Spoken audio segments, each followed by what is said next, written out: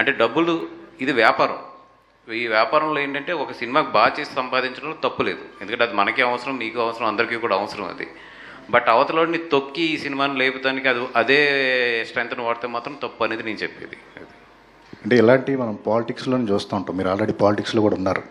Last ఎలక్షన్కి అంతా ఒకళ్ళ మీద ఒకళ్ళు అబాండాలు వేయటం, అంటే పక్క సినిమాని తొక్కేసి మనం ఎదగాలి అనే కాన్సెప్ట్ అనేది మీరందరూ కూర్చుని, అంటే ఖచ్చితంగా ఇండస్ట్రీకే లాస్, పర్సనల్ లాస్ అనుకోవడానికి లేదు దీన్ని. ఏంటి what of me action plan ఏంటి దీని మీద అందరూ? అంటే అట్లీస్ట్ పాలిటిక్స్ అంటే దట్స్ ఓపెన్. ఏది ఓపెన్గా ఆ పార్టీ కామెంట్ చేస్తుంది, ఈ పార్టీ కామెంట్ చేస్తుంది, దాంట్లో పెద్ద హైడ్ చేసేది ఏం లేదు. అది రాజకీయంలో ఎత్తుగడ ఇది అనేది. బట్ ఇండస్ట్రీలో అది కాదు కదా, ఇదేం రాజకీయం కాదు కదా, ఇదేం ఎలక్షన్ కాదు కదా, ఇది దిస్ ఈజ్ లైఫ్లీ అండ్ క్యారెక్టర్స్. ఇక్కడ ఇప్పుడు ఒక సినిమా తొక్కుతేనే ఇంకో సినిమా ఎదుగుద్దంటే నాకు తెలిసి అందుకన్నా పిచ్చోళ్ళు ఎవరు ఉండరు. సినిమా బాగుంటే రెండు ఆడతాయి, రెండు షేర్ చేసుకుంటే.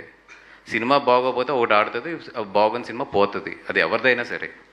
అంతే తప్పితే ఇప్పుడు అది తొక్కితే ఇది ఎదిగిపోద్ది అనుకుంటే అది అసలు పిచ్చత్వం. అది ఆ మైండ్ సెట్తో పనిచేస్తే మాత్రం ఏమవుతుందంటే ఇప్పుడు ఏదైతే కొన్ని మనం ఆల్రెడీ చేతుల్లోంచి లూజ్ అయిపోయామో లాస్ట్ 5-6 ఇయర్స్లో, ఇప్పుడు కొత్తగా ఏదైతే ఈ డిజిటల్ రెవల్యూషన్ ఉందో, రేపొద్దున మనలో ఉన్న ఎథిక్స్ కూడా లూజ్ అయిపోతాం అంతే.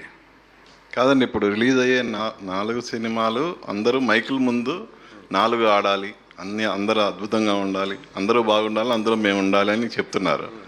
మరి ఏంటి, దీన్ని ఎలా చూడాలి అసలు? నా వరకు అయితే